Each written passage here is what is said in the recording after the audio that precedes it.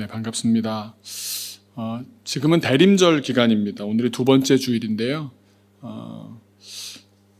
기다린다는 차원에서야 저희가 성령을 기다리든 예수님을 기다리든 한 분 하나님이시니까 차이가 없을지는 모르겠지만, 예수님을 기대하는 이 계절에 자꾸 성령 하나님 설교를 시작했다가 벌써 6주째 계속해서 말씀을 이어가게 하셔서 제 마음으로부터도 이게 뭐지? 라는 생각이 있습니다.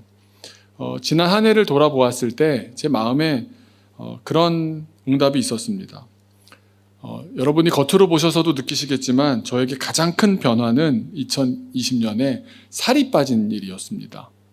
그래서 많은 분들한테 받는 질문도 살 빠진 비결이 뭐냐고, 그냥 지나가는 사람들도 또 깊이 관계를 하는 사람들도 그렇게 물어봅니다. 그러면 제가 지난 한 해 동안 어떻게 대답을 해왔는가 돌아보았더니 그때그때 다른 대답을 하고 있더라고요. 탄수화물을 좀 적게 먹습니다. 운동을 정기적 규칙적으로 합니다. 음식의 양을 줄였습니다. 약을 조금 먹기도 합니다. 그런 얘기들이 있지만 1년 동안 쭉 돌아보고 나서 결론으로 말씀드릴 수 있는 건 이겁니다. 제 마음가짐이 달라진 겁니다. 별로 이렇게 욕심내지 않게 되고 음식에 대한 탐심이 있었던 거죠. 식탐이 있었는데 그게 없어지고 마음에 하나님께서 건강하게 내 몸을 유지하길 원하신다는 마음이 계속 들었습니다. 그래서 약 먹는 것도 꾸준히 먹게 되고, 운동하는 것도 기꺼이 나가게 되고, 음식에 대한 탐욕을 부리는 것도 굳이 그러지 않아도 더 큰 기쁨이 있는데 이러면서 멀리하게 되고, 그렇게 시간을 보내다 보니까 한 번에 확 빠졌으면 요요 현상도 왔을 텐데 그냥 내 마음이 동의가 되더라고요. 지금 돌아와서 이 성령 하나님 말씀을 준비하는 가운데 다시 한번 누가 물어보신다면 어떻게 살 뺐습니까? 라고 물어보신다면 이렇게 대답할 것 같습니다. 성령님이 살을 빼주셨습니다. 라고요. 저에게는 기적 같은 일이거든요. 세 자리로만 살았던 근 10몇 년여간의 세월이 두 자리로 내려왔고요. 또 다시 찌지 않고 있다는 것을 다른 사람들이 다 어떻게 그렇게 다시 살찌지 않느냐고 얘기하는데, 결정적으로 말하면 성령님께서 매우 인격적으로 제 마음을 주장하시고 저와 대화를 하시는 것 같이 제 마음을 또 따뜻하게 감싸주셔서 이렇게 마음 먹고 계속 유지해가는 게 어렵지 않았습니다. 살 빼는 게 어렵냐 안 어렵냐, 다이어트는 내일부터다, 이런 말이 아니라 제가 이 변화를 어떻게 설명할 수 있을까? 성령님의 역사가 이런 것이 아닐까?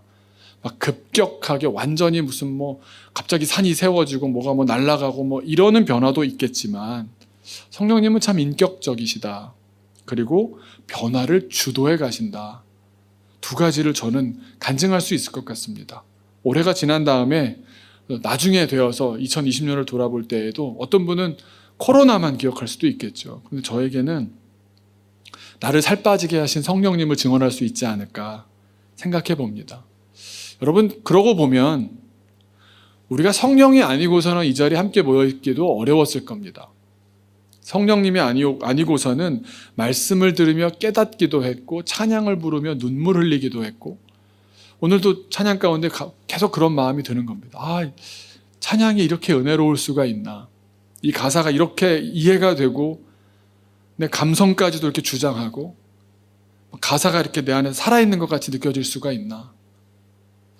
어떻게 그럴 수가 있을까요? 악기가 좋아서 그렇다, 무슨 찬양 인도자가 잘생겨서 그렇다, 연주자가 사랑스러운 분이어서, 그런 걸 떠나서, 물론 그런 것도 중요한 요소가 되겠습니다만, 성령께서 제 마음을 열어주시지 않았다면 제가 교회를 향해서 즐겁게 나아오고 예배 가운데 은혜를 받고 말씀이 깨달아지고 또 제 안에 주님의 음성이 동의가 이루어져서 그렇게 결단하고 나아갈 때 또 도와주시고 또 실족할 만하면 또 알려주시고, 성령 하나님이 계시지 않았다면, 성령을 선물로 주신다는 그 약속이 없었다면 참 나는 인생이 정말 재미없었겠다, 아니 의미 없었겠다, 그렇게 생각이 들더라고요. 그래서 우리가 예수님을 기다리는 이 기간이지만 같은 기다림 가운데 오늘 성령을 만나는 이야기를 또 한 분 하나님이시니까 오늘 나누고자 합니다. 오늘 오순절 성령 강림 말씀을 나눌 때에 우리가 성령님을 더욱 소망하게 되고, 또 한 분 한 분이 각자 성령 하나님을 경험하게 되고, 또 우리 인생의 놀라운 일들을 이루시는 성령 하나님을 내가 맞이하게 되기를 주님의 이름으로 축원합니다. 성령님께서 강력하게 임재하셨던 날의 이야기를 나누고자 합니다. 오늘은 먼저 초등학교 저학년 수준의 산수 문제를 곁들여서 풀어가 보도록 하겠습니다. 성령이 강림하셨던 오순절은 5번의 순 10일을 이야기합니다. 그러니까 오순이라는 말은 5 곱하기 10이라는 말입니다. 5 곱하기 10은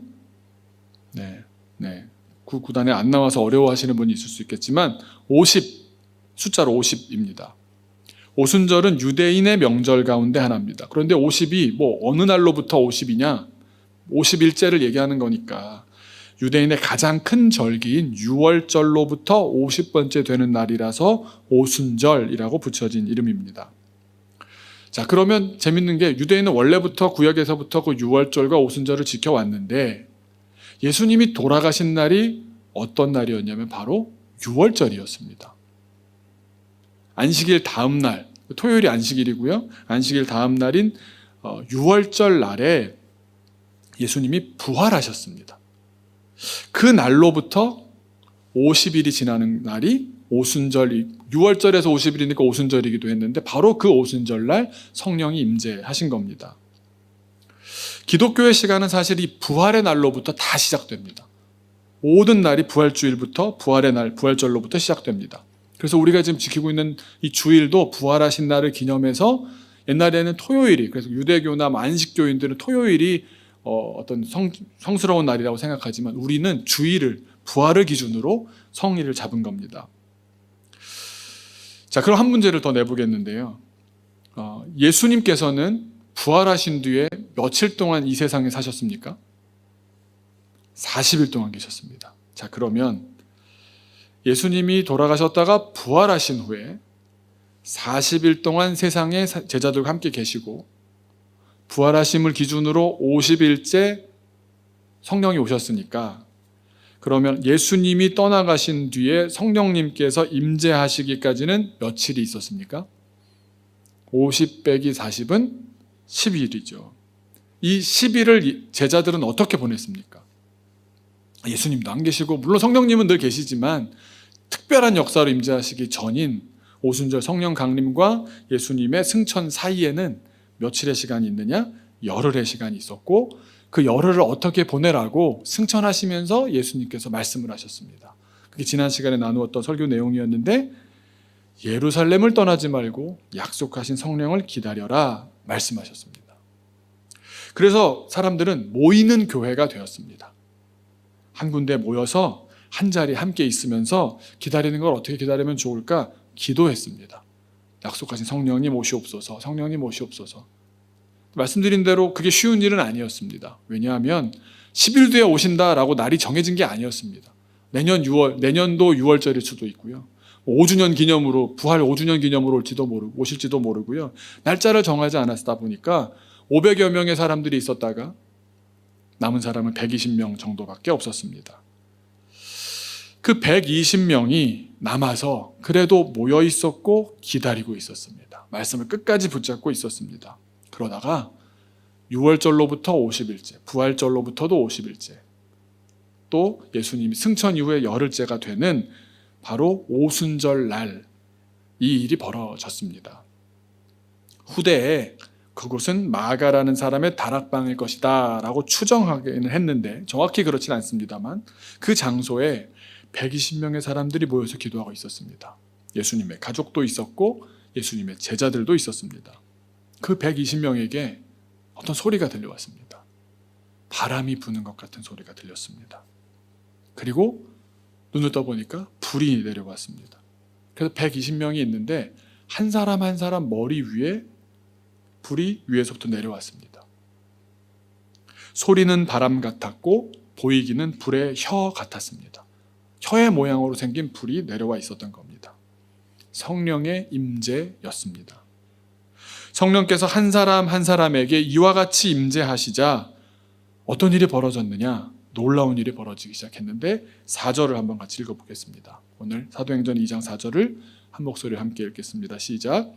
그들이 다 성령의 충만함을 받고 성령이 말하게 하심을 따라 다른 언어들로 말하기를 시작하니라. 어떤 변화가 따랐냐 하면 성령이 임하시니까 자기가 말하고자 하는 말을 하지 않는 겁니다. 성령께서 말씀하고자 하시는 말을 나의 입술을 통해서 말씀하시게 된 겁니다. 성령께서 주장하셔서, 한 인격을 주장하셔서 말하게 하신 이 사건은 보통 놀라운 일이 아니었습니다. 이 일로부터 엄청난 일이 파생되기 때문입니다. 크게 두 가지 면에서 놀라운 일이었는데, 첫 번째는 성령이 주장하시는 그 한 명 한 명의 인격들이 각각 다른 언어로 말했다는 점입니다. 그냥 여러분 혹시 방언이다라고 하면 어디 뭐 기도원이나 또 기도회 같은 데서 뭐 방언한다고 하면 뭐 어쩌고 같은 단어를 반복하거나 같은 발음을 막 반복적으로 말하는 그런 비언어적인 방언을 했던 것이 아니라 분명한 어느 일정 지역에서 언어로 소통되고 있는 외국어로 말하기 시작했다는 겁니다. 놀라운 일이 아닐 수 없습니다. 그 왜 이렇게 하셨을까? 그 이유가 바로 이어져서 나옵니다. 성령께서 임재하셔서 120명 사람들을 다 개개인별로 주장하셔서 여러 다른 외국어로 말하게 하시자 예루살렘에 일파만파 엄청난 파급이 일어납니다. 그 소리를 듣는 사람들이 있었을 것 아닙니까?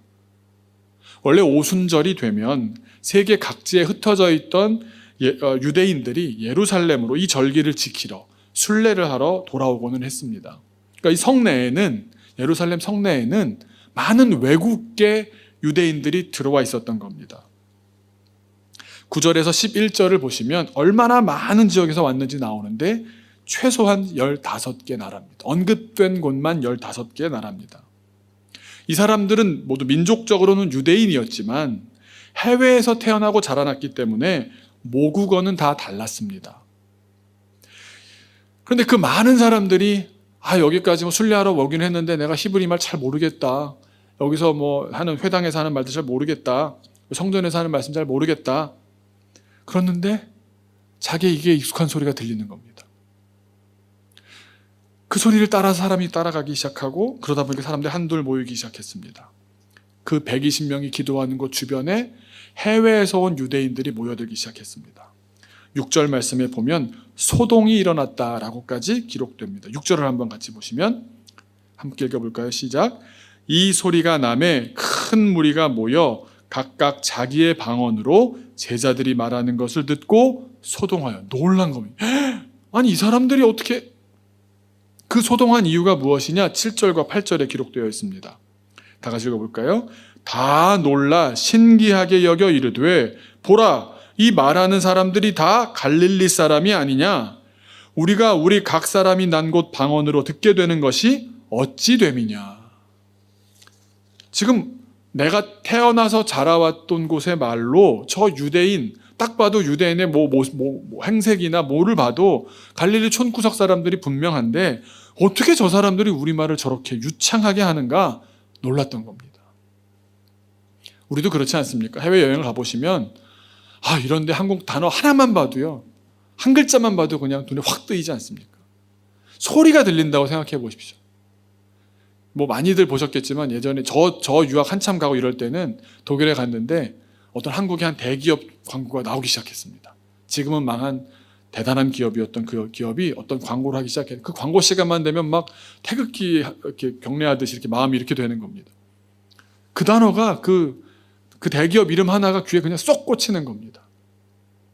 근데 어디 해외 갔는데 한국 말이 들리거나 케이팝만 나와도 어깨가 으쓱해지고 막 더 귀를 기울이게 될 텐데 한번 생각해 보십시오. 해외에 있는 유대인들이 예루살렘에 갔는데 히브리 말은 잘 못 알아듣겠고 그러는 와중에 내가 태어난 곳에 내 모국어를 가지고 어떤 말소리가 들리는데 아주 유창하게 어떤 중요한 내용을 얘기하고 있는 겁니다. 자연히 귀가 번쩍 뜨이고 궁금하지 않았겠습니까? 그 소리를 따라 소리가 나는 현장으로 찾아가게 됐습니다. 성령께서 하실 말씀을 말하게 하시는, 인격들로 인하여 말하게 하시는 사건이 참으로 놀라운 것은 먼저 현지인들이 한 번도 해본 적이 없는 우리말을 유창하게 말했다라는 점에서도 놀라웠지만 두 번째로 그 내용이 너무너무 놀라웠습니다. 낯선 순례지에서 모국어로 듣게 된 내용, 모국어가 들린다는 것만으로도 음성학적으로 그것만으로도 놀랐을 텐데 그 내용이 놀랄 노자였던 겁니다. 하나님께서 이런 일을 행하실 것이라고 예언하기 시작하는 겁니다. 한번 우리 입장에서 한번 생각해 보십시오. 어디 전혀 우리 말을 할 수 없는 곳이다라고 예상된 곳에 해외에 갔는데 거기서 누군가가 말을 하는데 앞으로 하나님께서 하실 일을 얘기한다. 마치 나에게 말씀하시는 예언처럼 들리지 않겠습니까? 얼마나 놀랐겠습니까? 11절을 보시면 이렇게 기록됩니다. 하반절에 우리가 다 우리의 각 언어로 하나님의 큰 일을 말함을 듣는도다. 너무 놀란 겁니다. 내가 이렇게 정확하게 알아들을 수 있도록 내가 쓰는 말을 가지고 이렇게 말씀해 주신 거야? 소리에 놀랐고 이번엔 내용에 또 한 번 놀랐던 겁니다. 얼마나 놀랐는지 12절에 보시면 다 놀라며 당황하여 서로 이르되 이 어찌 된 일이냐 하며 13절에 심지어 또 어떤 이들은 조롱하여 이르되 그들이 새 술에 취하였다 하더라. 너무 놀라웠고 너무 당황스러웠고 너무 이해할 수 없어서 이제껏 없었던 뭔가 새로운 술을 마시지 않고서는 뭔가 약을 탔거나 아주 강한 술을 마셨거나 한 번도 몸이 받아본 적이 없는 새로운 약물을 마셨기 때문이 아니고서는 이런 일이 있을 수가 없다. 그렇게 생각할 수밖에 없을 정도의 대단한 한 번도 본 적 없는 미증오의 사건이었던 겁니다. 하나님께서 이뤄가실 큰일들이 각 언어로 전해졌습니다. 그런가 보다 하고 그 현장에서만 좋은가 보다 생각하다가 제가 이번에 조사를 하다 보니까 새로운 사실을 알게 됐습니다. 여러분, 바울 목사님이 많은 선교를 하다가 로마 교회의 마음이 크셨습니다. 근데 다른 교회들은요, 설립자들이 대충 나오면 누구가 어떤 사람이 처음에 머릿돌이 돼서 세워졌고 이런 교회들이 다 어떤 연원이 있거든요. 로마 교회는 연원이 없습니다. 세운 사람이 없습니다. 학자들이 아무리 찾아도 없는데 딱 하나 알 수 있는 구절이 여기입니다. 10절에 보시면 이 15지역에서 온 사람들 이야기를 하는데 그 가운데 로마에서 온 사람들이 여기에서 로마 사람들의 말로 하나님이 하실 큰 일을 듣고서는 자기들끼리 돌아가 함께 성경을 읽기 시작하고 예수님을 알아가기 시작하고 그 사도들로부터 편지를 받은 것을 나눠보면서 교회가 생겨난 겁니다. 성령의 강림은 교회의 탄생으로 이어집니다. 이렇게 큰 일이 시작된 겁니다. 각 나라 말로 하나님께서 여러 인격들을 주장하셔서 하고자 하시는 말씀, 하고자 하시는 큰 일들을 알려주셨을 때 각 세계 방방곡곡에 하나님의 교회가 설립되는 놀라운 일들이 일어난 겁니다. 사랑하는 교우 여러분, 오늘 하나님께서 우리에게 꼭 전해주고 싶으신 말씀이 이것이라고 저는 믿습니다. 성령께서 하시는 가장 중요하고 가장 본질적인 일은, 성경에 기록된 그대로를 우리가 잘 읽어봤을 때 가장 중요하고 본질적인 일은 그동안 희미하게 들렸던 하나님의 말씀을 분명하게 들리게 해주시는 일입니다. 치유가 일어나고 뭐가 일어나고 그 이전에 제일 기본적인 것은 우리가 성령을 경험하면 어떤 일이 벌어지느냐? 하나님의 말씀이 분명히 깨달아집니다. 하나님과 소통이 이루어지는 겁니다. 성령은 어떤 일을 하시는 분이냐?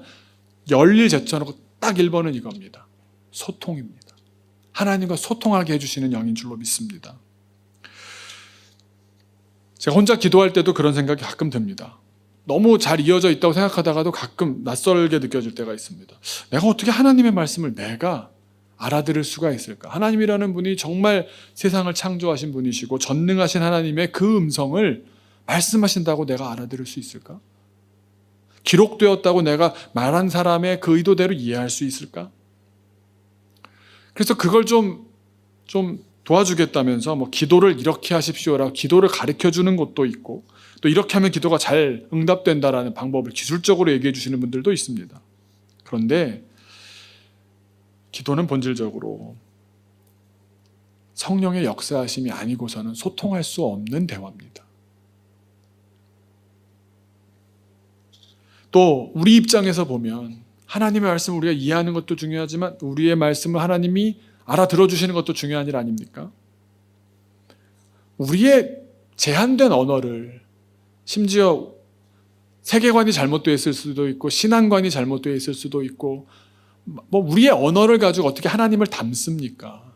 그런데 내가 하는 이 짧은 언어를 가지고 짧은 혀를 가지고 하는 말씀도 하나님께서는 들어주십니다. 어떻게 해요? 성령의 역사하심으로 말입니다. 그러니까 성령께 의지해서 하나님과 기도하는 가운데 소통이 이루어지는 겁니다. 오늘 마가의 다락방이라고 전해지는 곳에서 이루어진 현상을 보면서 요엘서의 한 구절을 가져와서 베드로가 바로 이것이구나 얘기했는데 뭡니까? 예언할 것이고 환상을 볼 것이고 꿈을 꾼다. 이게 무슨 말이겠습니까? 왜 그 나이 때의 사람은 예언을 합니까?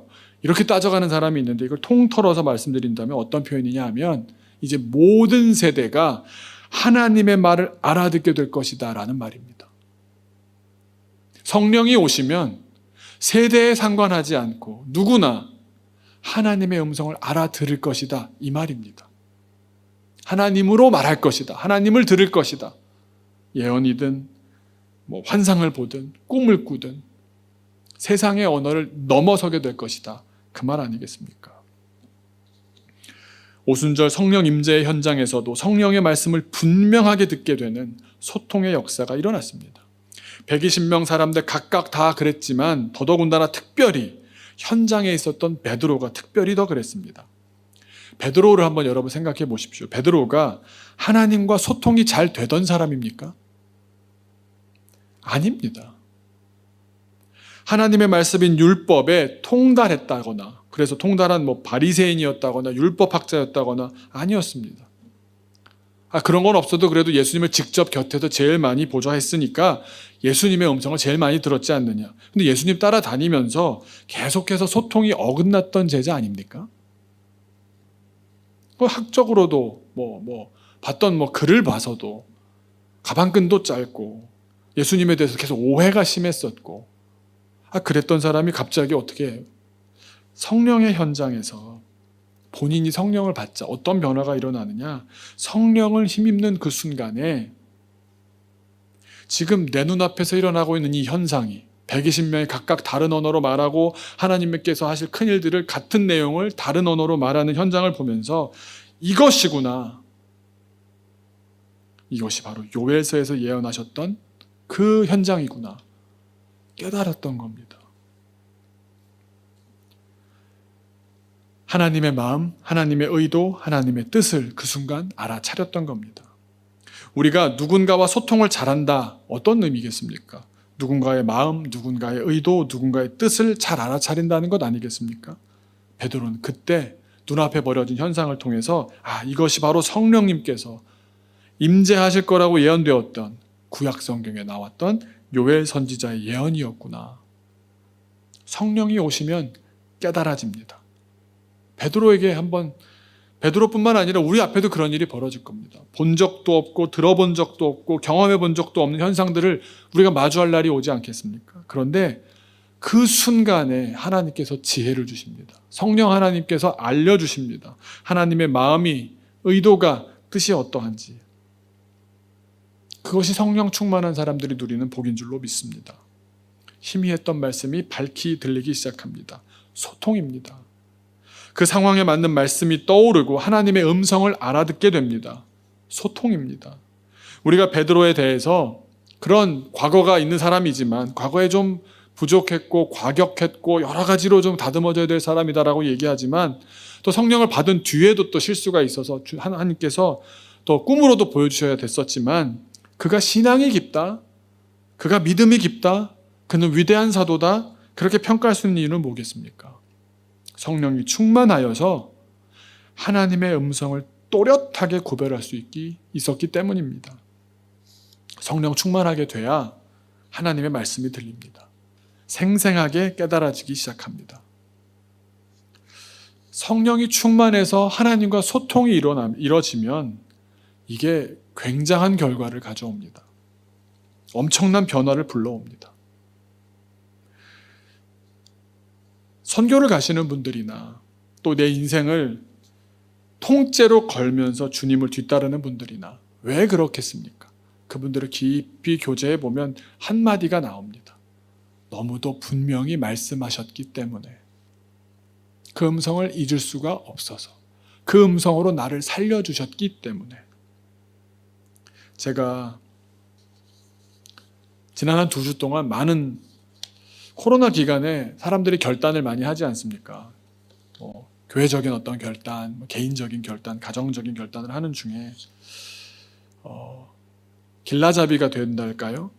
성령의 역사하심을 따라서 결단하는 가정들이 있었습니다. 한 분은 싱글이십니다. 몬트리올 출신이고요.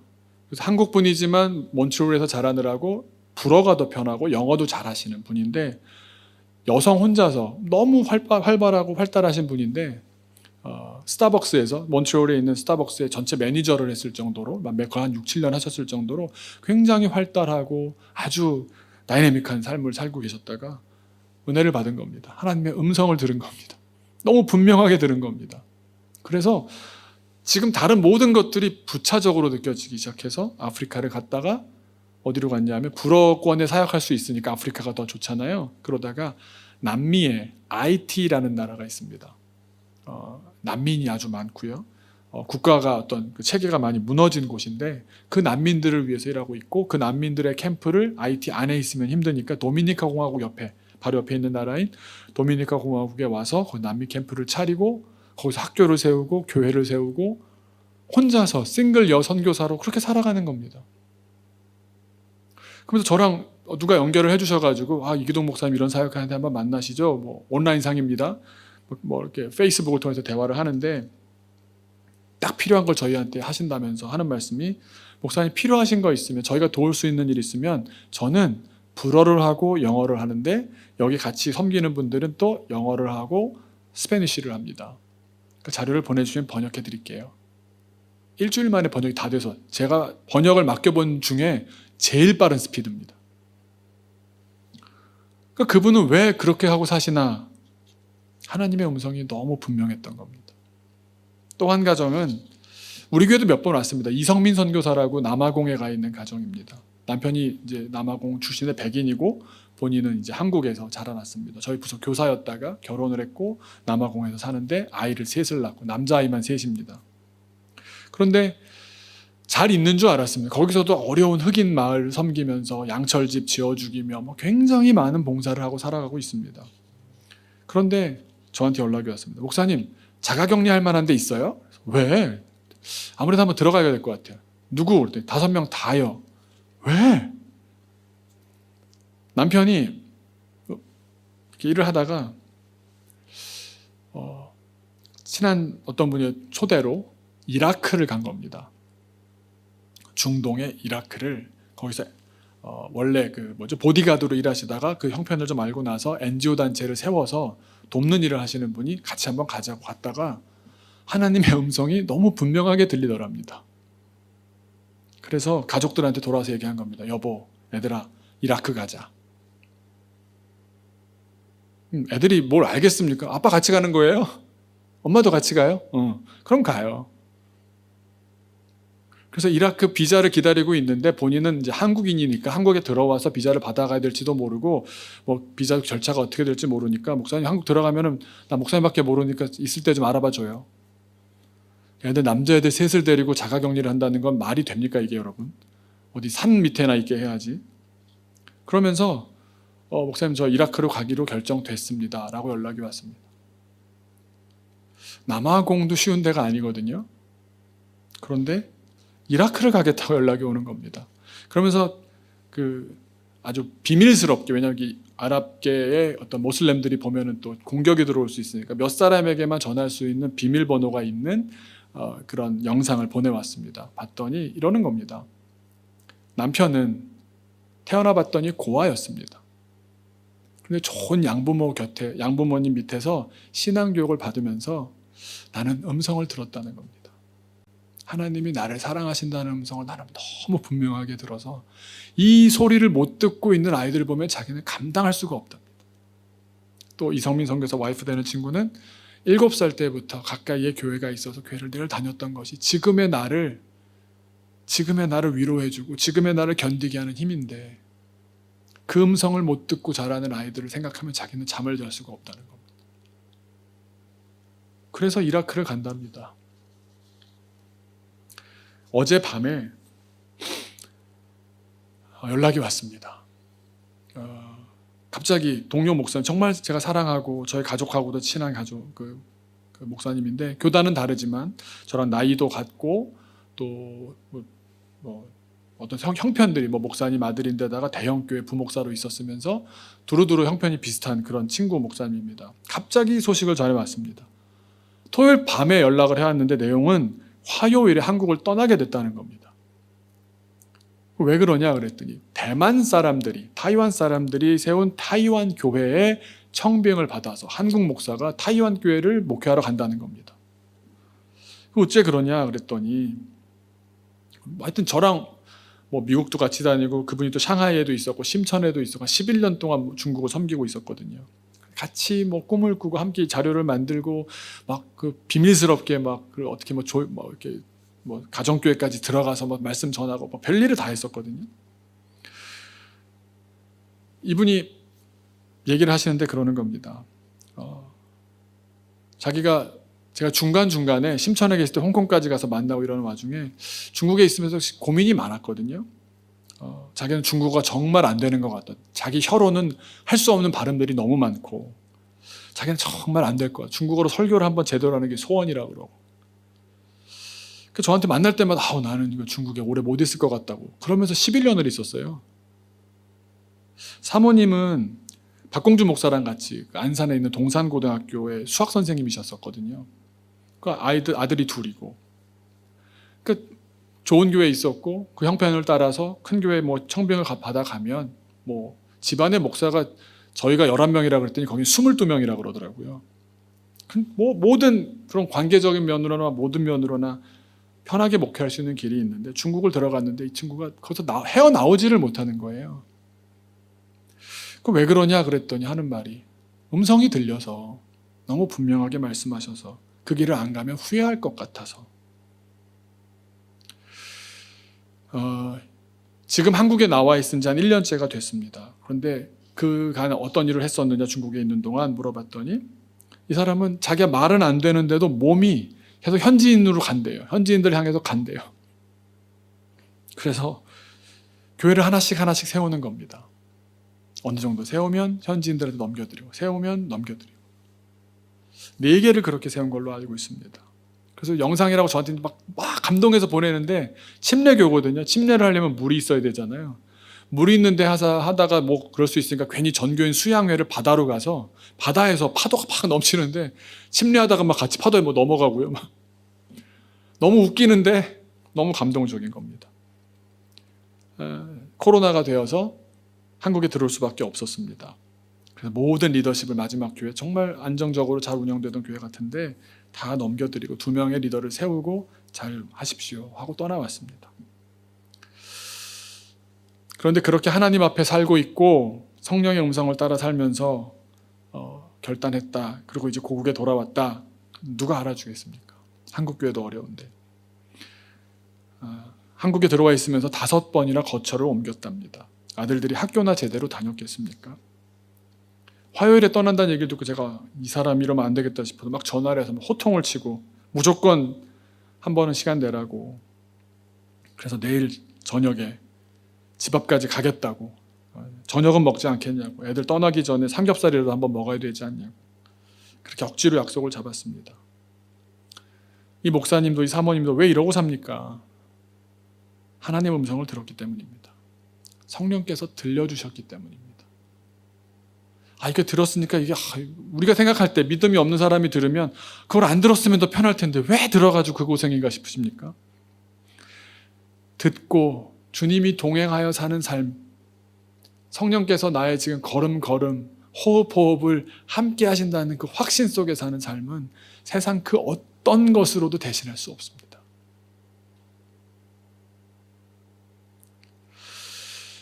왜 이렇게 살면서도 그렇게 기뻐하는지, 왜 그렇게 행복해하는지 모릅니다. 그것은 나에게 주시는 하나님의 말씀을 확실하게 듣고 나면 하나님의 마음, 하나님의 의도, 하나님의 뜻을 분명히 알게 되기 때문입니다. 그렇게 되면 우리가 갈 수 없었던 길도 가게 됩니다. 꽉 막힌 길도 두려움 없이 돌파할 힘을 얻게 됩니다. 어제 그 목사님이 올리셨던 글을 한번 읽으면서 마무리하려고 합니다. 제목이 이렇습니다. 다시 한번 시작합니다. 올 한 해 인천, 안산, 원주, 대전, 의왕으로 5번 이사하며 분주히 살았습니다. 또 11년의 대륙 생활을 돌아보고 과연 이러한 상태로 현장에 복귀할 수 있을 것인가 스스로에게 되물으며 깊은 고민을 하였습니다. 결론은 11개월에 수많은 한 달, 1년 동안의 일이 있었겠지만 하여튼 그 과정을 생략한 거죠. 결론은 주님의 은혜로 몸과 마음은 회복되었고 예비하신 많은 분들의 도움으로 힘을 얻어 12월 8일 타이완으로 재배치되어 출국하게 되었습니다. 누가 배치시키는 게 아니고요. 하나님의 음성을 따라서 하나님이 그곳으로 네가 가는 것이 옳겠다. 그 마음을 느낀 겁니다. 그 마음을 알게 된 겁니다. 재배치되어 출국하게 되었습니다. 9월 말부터 급물살을 타고 진행된 타이완 사역. 코로나 시기 뭐 하나 확실히 말씀드릴 수 없었던 상황이라 가까운 지인들에게조차 말씀드리지 못하고 이곳에 글로써 대신합니다. 타이완 현지 교회의 초청으로 종교 비자를 받았고 대륙을 향한 사역과 현지 사역을 기대하며 떠납니다. 지금까지 지내온 것이 주님의 은혜임을 고백합니다. 늘 과정 중에 놓인 삶, 어느 것 하나 주장하거나 소유하지 않으려 노력하고 겸손히 순종하며 살기를 원합니다. 다시 바톤이 주어졌으니 또 달려가렵니다. 제가 목사다 보니까 목사로서 성령을 받고 하나님의 음성이 분명해졌을 때 살아가는 삶을 말씀드렸지만 여러분의 삶의 현장에서도 성령 하나님을 깊이 체험하고 교제하다 보면 성경이 읽어지는 것도 더 분명해질 것이고요. 또 여러분이 듣게 되는 말씀을 통해서 또 여러 가지 채널을 통해서 듣게 되시는 하나님의 음성도 분명해지실 줄로 믿습니다. 그 음성 가운데 순종하시면서 우리가 세상에서는 혹 가난할 수 있고 세상에서는 혹 좀 못 따라가는 것 같을지 모르지만 우리의 더 그 밑바닥에 심층에 가장 본질 근저에 주님이 나를 붙잡고 계신다는 그 믿음으로 이 세상에서 승리하며 살아가게 될 줄로 믿습니다. 우리 잠시 기도하겠습니다. 기도할 때 이렇게 한번 자기에게 물어보시기 바랍니다. 내게 지금 부족한 것이 무엇인가? 내게 지금 결핍된 것이 무엇인가? 이 세상을 살면서 붕 떠 있는 것 같지 않습니까? 설익은 것 같지 않으십니까? 마음이 이랬다가 저랬다가 흔들리는 갈대와 같지 않습니까? 왜 그럴까요? 우리 중심을 붙잡고 계시는 주님을 못 느끼기 때문 아닙니까? 하지만 우리에게 성령을 선물로 주시겠다고 약속하셨습니다. 그 성령이 우리 안에 오셔서 나와 교제하시면 우리가 성령으로 가득 차 충만하면 우리 안에는 이전에 없었던 안정감이 생길 겁니다. 세상적으로는 좀 흔들려 보일지 모르지만 우리는 그 누구보다도 안정적인 삶을 살 수 있습니다. 위험한 곳을 가고 위험한 곳을 자처해서 가고 어려운 일을 도맡아서 하고 이런 힘든 길을 왜 가나 싶은 길에 서 있지만 가장 안전합니다. 가장 안전합니다. 어린이들도 그 힘든 100km 넘게 달리는 자동차 안에 있으면서 왜 안전하다고 느낍니까? 자동차 회사에서 좋은 차를 만들었기 때문입니까? 그 운전대를 붙잡고 있는 분이 나를 사랑하시는 아버지이기 때문 아닙니까? 우린 다 어린이 같지 않습니까? 이 시간 기도할 때 주님이 나의 아버지가 되십니다. 성령 하나님이 나의 인도자가 되십니다. 주님께서 나를 붙잡아 주시고 나와 함께 해주시고 나와 소통해 주셔서 말씀을 더 분명히 깨닫게 될 줄로 믿습니다. 주님 앞에 같이 기도하겠습니다. 성령 하나님, 주님께서 우리를 찾아와 주시고 우리에게 약속을 오셔서 약속의 말씀을 따라 우리를 또 찾아와 주시니 감사합니다. 아버지 하나님, 우리가 위태한 곳을 가고 또 사람들이 볼 때 전혀 아름다운 곳이 아닐지라도 우리는 주님이 함께 계시는 곳이면 가장 아름다운 곳인 줄 믿습니다. 그 어떤 곳을 가더라도 우리는 주님이 함께 계신다는 그 믿음, 그 음성을 들었다면 우리는 그 어떤 두려움도 우리를 휘감지 못할 줄 믿습니다. 아버지 하나님, 우리에게 함께 해주셔서 이 어려운 시기, 위험한 시기, 또 다들 서로를 또 부끄러워하고 이런 보이지 않는 작은 그런 바이러스 위험 때문에 힘들어하는 시기 가운데서도 주님께서 우리를 강건케 하시고 우리는 주님이 지키신다는 사실을 믿게 하셔서 그 믿음 가운데 주님 그 믿음이 더 마음으로 느껴지고 귀로 들릴 수 있도록 성령께서 우리의 중심과 심령을 주장하여 주셔서 주님의 확실한 음성을 듣고 이 기간을 이겨내는 우리들에게 되게 주옵소서. 주님이 함께 하심으로 이 모든 시간 가운데 우리가 주님을 찬양하기를 소망합니다. 주님과 더 깊이 교제하게 되기를 소망합니다. 주님 은혜를 사모하며 은혜 안에 살아가는 우리 인생이 되게 하여 주옵소서. 하나님, 우리 모두 다시 한번 시작할 힘을 주옵소서. 우리의 힘이 통장의 잔고나 해왔던 경험이나 또 해낼 수 있는 능력에 있지 아니하고 주님이라는 온 세상을 만드신 분이 나의 아버지가 되셔서 나와 동행하시고 내게 말씀하시고 또 이제는 성령으로 충만하여서 그 말씀이 잘 들리고 명쾌히 이해되고 주님의 주신 음성으로 확신에 서게 되는 것이 우리를 지탱하고 우리를 힘내게 하는 근원인 줄로 믿사오니 아버지 하나님 인도해 주셔서 오늘도 말씀해 주셔서 우리가 또 듣게 하셔서 우리가 이 어려운 세상 가운데 승리하며 살게 하여 주옵소서. 주님이 원하시는 승리를 이 땅 가운데 선포하며 살아갈 수 있는 우리들의 인생이 되게 하여 주옵소서.